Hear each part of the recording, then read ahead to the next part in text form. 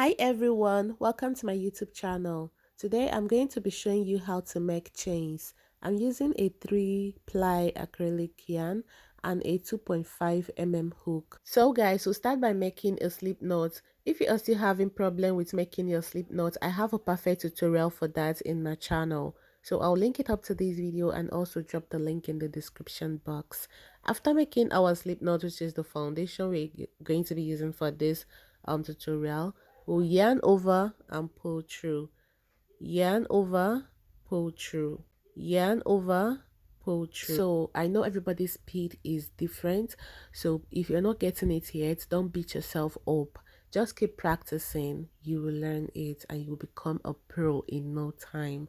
So thank you very much for stopping by. I hope at the end of this video you've learned how to make crochet chains.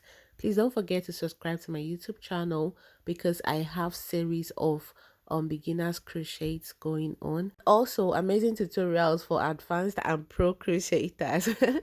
Don't forget to turn on your notification bell so you don't get missed out on any of my video. Bye for now, see you in my next video. Mwah.